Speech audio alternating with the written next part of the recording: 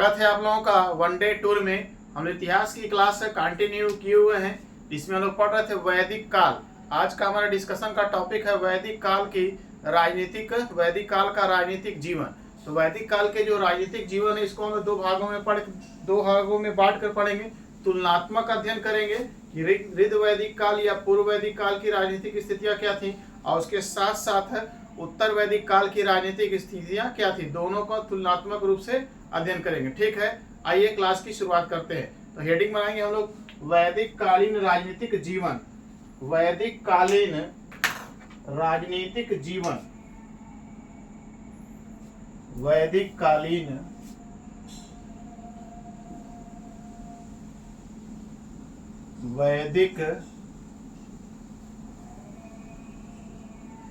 कालीन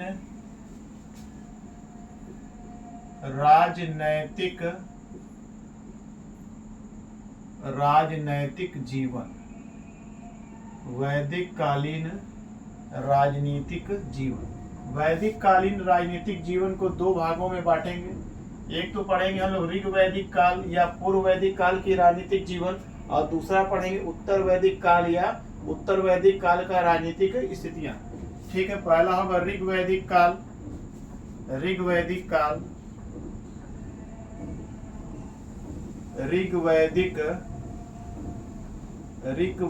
काल या पूर्व वैदिक काल या पूर्व वैदिक काल की राजनीतिक स्थितियां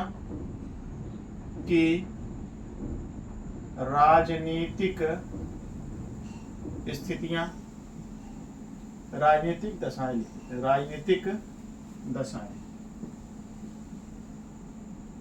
और दूसरा पढ़ेंगे हम लोग उत्तर वैदिक काल की राजनीतिक स्थितियां या दशाएं। उत्तर वैदिक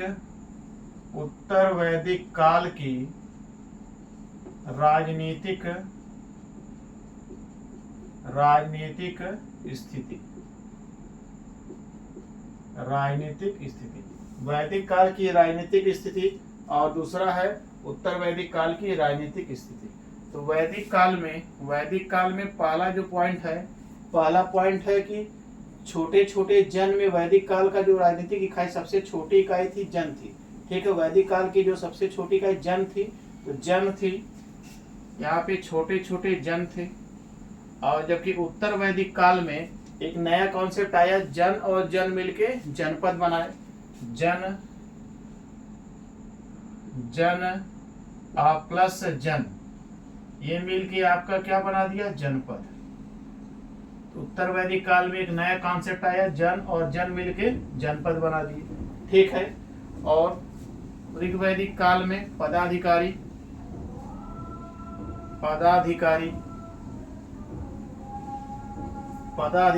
पदाधिकारी में जैसे मंत्रिणा थी। चाणक्य के अनुसार देखेंगे तो मंत्रिणा थी,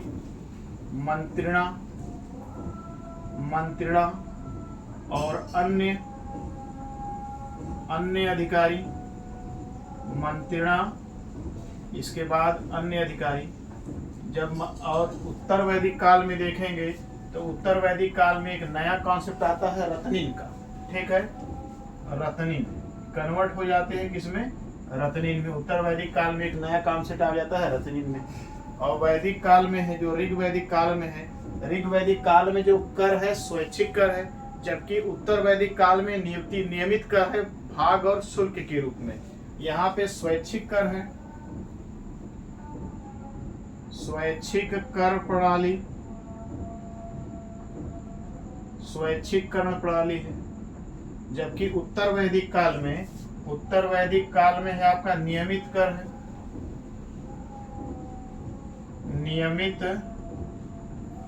नियमित कर है भाग और शुल्क के रूप में। भाग व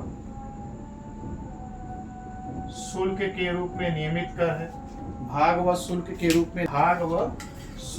रूप में नियमित कर है। ये वैदिक काल की राजनीतिक स्थितियां हैं। और ये उत्तर वैदिक काल। राजनीतिक काल में कॉन्सेप्ट आता है जन का, जबकि उत्तर वैदिक काल में जन और जन मिलके क्या बना देते हैं, जनपद। ऋग वैदिक काल में पदाधिकारियों को मंत्रिणा या अन्य अधिकारी, ठीक है। उत्तर वैदिक काल में स्वैच्छिक कर था, जबकि उत्तर वैदिक काल में नियमित कर था भाग और बलि के बीच में। और ऋग वैदिक काल में कुछ संस्थाएं थीं, कुछ संस्थाएं जैसे सभा, समिति, विदथ, गण, परिषद, सभा समिति, विदथ, गण, परिषद, ये सारी समिति थी। तो ये ऋग वैदिक काल में ये समितियां थी, ये समितियां ताकतवर थी। राजा का चुनाव में समिति का बहुत रोल होता था। राजा जो था राजतंत्रात्मक, वंशानुगत राजतंत्रात्मक व्यवस्था थी, ठीक। लेकिन जो राजा था अबाध शक्ति का होतक नहीं था। राजा के ऊपर सभा और समिति का नियंत्रण होता था। जबकि उत्तर वैदिक काल में ये संस्थाएं क्या हो जाती, निष्क्रिय हो जाती। उत्तर वैदिक काल में संस्थाएं जो थी, संस्थाएं निष्क्रिय हो जाती है, निष्क्रिय, ठीक है। संस्थाएं क्या हो जाती है, निष्क्रिय हो जाती है। ये हो जाएगा ऋग वैदिक काल की राजनीतिक दशाएं और ये उत्तर वैदिक काल की राजनीतिक दिशाएं, ठीक है। अब आइए आगे हम लोग इसको डिटेल करते हैं।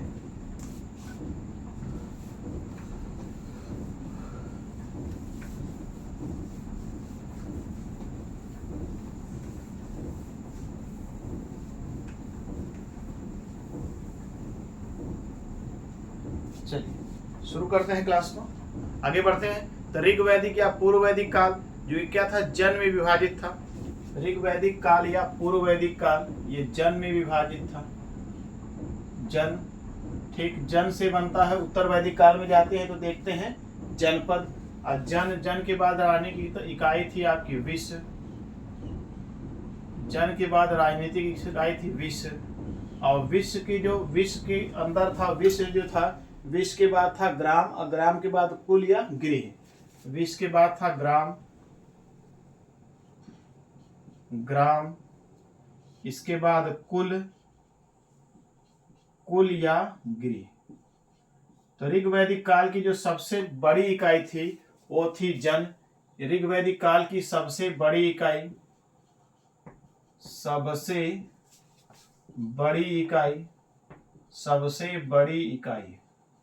ऋग वैदिक काल की सबसे बड़ी इकाई थी, कौन सी थी, जन थी। और ये जन के अंदर थे विश्व के बाद ग्राम के बाद कुल या गृह। ऋग वैदिक काल की सबसे छोटी इकाई थी ये, सबसे छोटी इकाई। ऋग वैदिक काल की सबसे बड़ी इकाई थी जन, जबकि ऋग वैदिक काल की सबसे छोटी इकाई थी कुल या गृह, ठीक है। जैसे पूरा ऋग वैदिक काल है, ये ऋग वैदिक काल में ये पूरा जन है। अब ये जन छोटे छोटे विश्व में क्या होता था, बटा होता था, ठीक है। ये पूरा है, ये वैदिक काल का पूरा विस्तार है। ये क्या है, ये एक जन है। जन में जैसे ये भरत जन है, ये कीवी जन है। अब ये जन के अंदर छोटी, जो इससे छोटी इकाई थी ये थी आपकी विश्व, और विश्व से छोटी इकाई थी आपकी ग्राम, और ग्राम से छोटी इकाई थी गृह या कुल। तो ऋग वैदिक काल की सबसे बड़ी इकाई क्या थी, जन, और ऋग वैदिक काल की सबसे छोटी इकाई थी आपकी गृह। ऋग वैदिक काल में जो जन शब्द का उल्लेख होता है, जन शब्द का उल्लेख होता है 270 बार।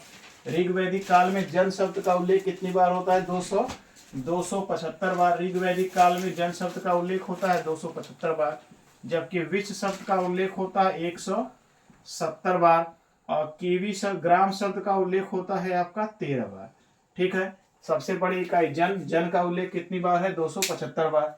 विश्व का उल्लेख कितनी बार है, 170 बार। ग्राम का उल्लेख कितनी बार है, 13 बार। और इसका सबसे छोटी इकाई है गुल या गृह। तो जन का जो शासक था, तो जन का जो सबसे बड़ी इकाई थी, जन का जो शासक था उसको कहते थे जनस्य गोपा,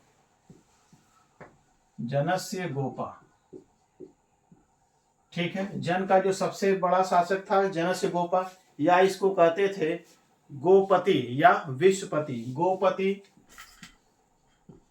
गोपति या ये विश्व का प्रमुख होता था, इसको कहते थे विश्वपति, ठीक है। ये जन का जो शासक था उसका नाम तो उसको कहते थे जनस्य गोपा, गोपति या विषपति। ठीक है। इसके बाद जो विष था, विष का जो प्रमुख होता था उसको कहते थे विषपति। विष का जो प्रमुख होता था उसको कहते थे विषपति। ग्राम का प्रमुख होता था ग्रामपति, ग्रामपति। और जो गृह का प्रमुख होता था उसको कहते थे गृहपति या कुलभ, गृहपति या कुलभ के नाम से जानते थे। तो जन शब्द का उल्लेख है 275 बार, विष शब्द का उल्लेख है 170 बार और ग्राम शब्द का उल्लेख है आपका 13 बार। तो जो जन का जो प्रमुख होता था जनस्य गोपा, तो जो जनस्य गोपा था इसकी राजनीतिक इकाई थी ऋग्वैदिक काल में जन।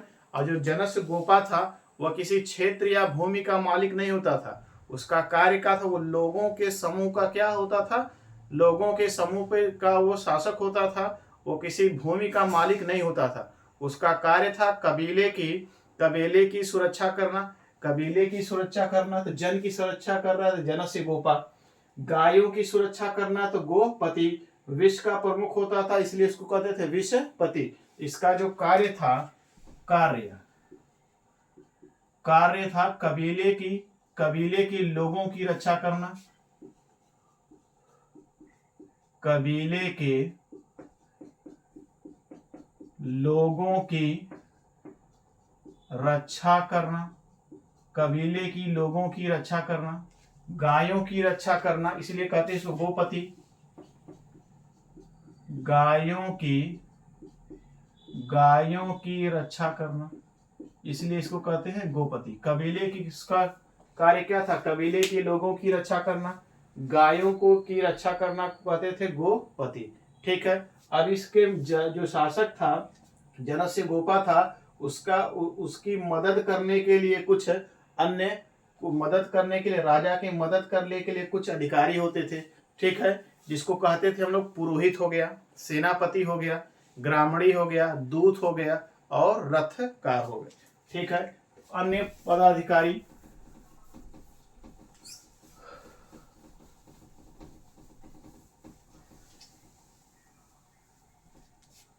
देखिए,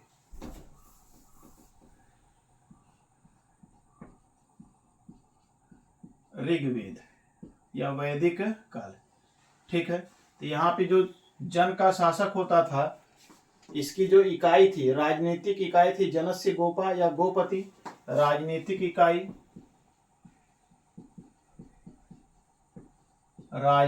इकाई इसको कहते हैं जनस्य गोपा या गोपति,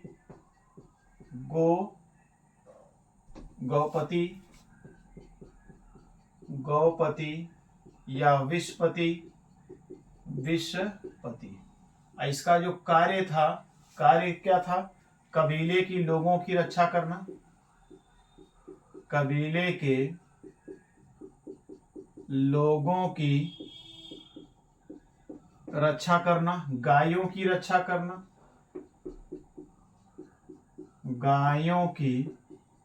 कबीले की लोगों की रक्षा करना, गायों की रक्षा करना,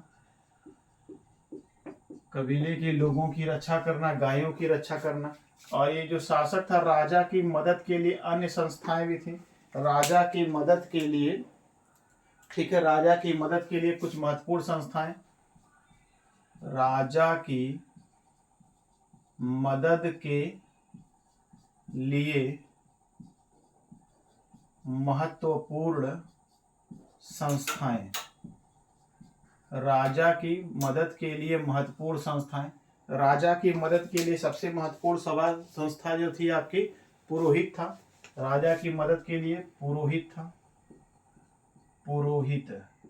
पुरोहित का कार्य क्या था, जो पुरोहित था इसका कार्य था युद्ध में राजा की विजय की कामना करना, मार्गदर्शन देना। ठीक है।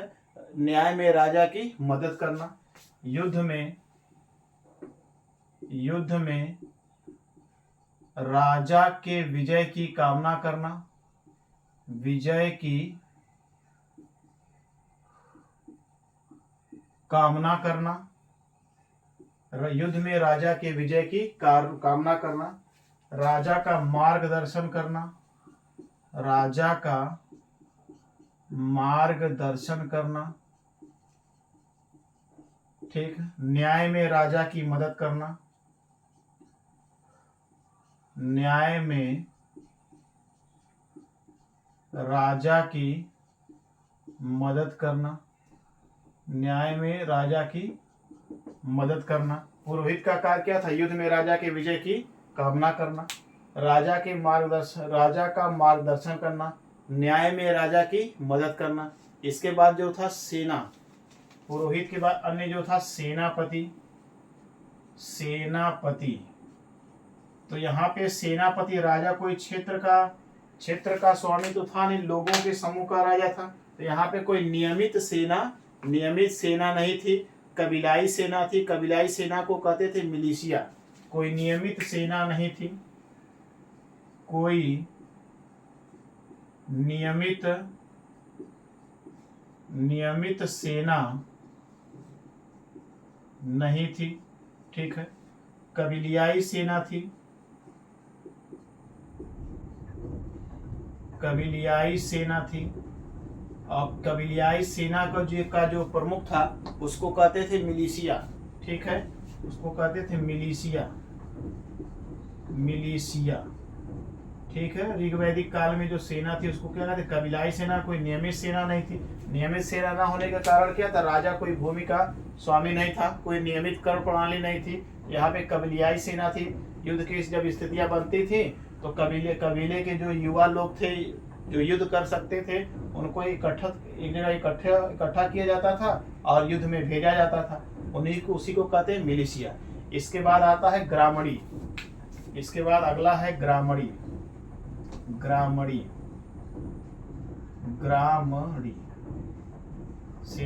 सेनापति के बाद है आपका ग्रामणी। ग्रामणी का जो कार्य था, ग्रामणी क्या था? गांव का प्रमुख था। ग्रामणी क्या था? गांव का प्रमुख था। ये गांव का ग्रामणी गांव का प्रमुख था। इसके बाद है आपका दूत। नेक्स्ट है आपका अन्य संस्थाओं में आ जाएगा आपका दूत। दूत का काम क्या था? तो जो दूत था संदेश ले जाता था, ठीक है। दूत था जो सारथी था या रथ का सारथी था, ये राजा का सारथी था। इसके बाद है रथकार।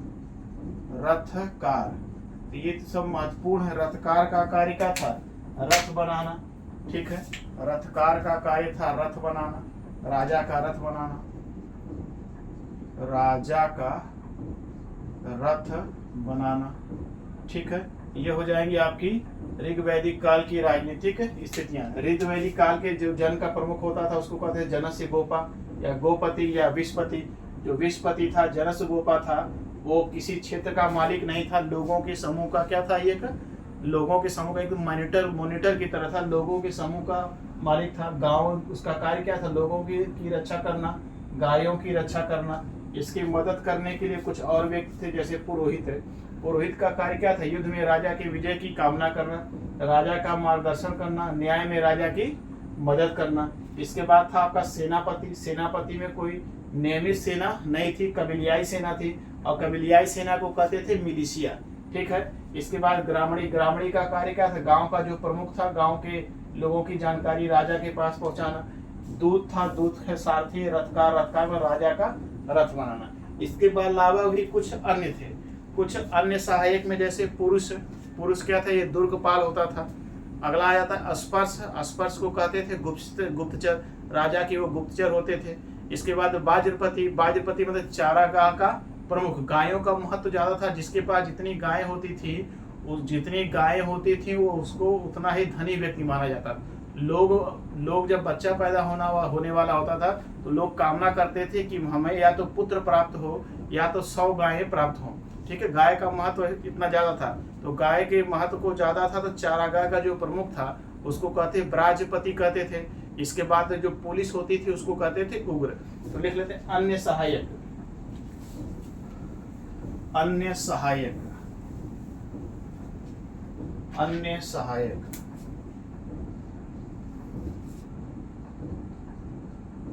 अन्य सहायक। अन्य सहायक में पहला है आपका पुरुष। अन्य सहायक में है जो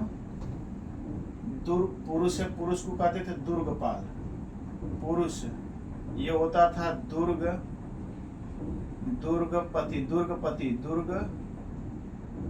दुर्गपति। जो किले की रक्षा करता था उसको कहते थे पुरुष, या उसी को कहते थे दुर्गपति या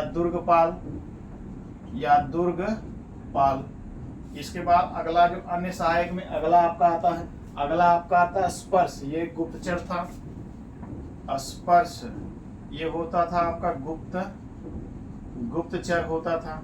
ठीक है, पुरुष हो गया, स्पर्श हो गया। इसके बाद आपका था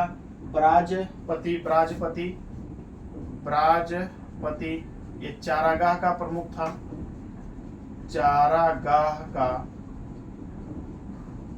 चारागाह का प्रमुख होता था। और नेक्स्ट है आपका उग्र को कहते थे पुलिस। ठीक है, ये अन्य सहायक थे। अन्य सहायक में पुरुष को कहते थे दुर्गपाल या दुर्गपति। स्पर्श तो जो था आपका गुप्तचर था।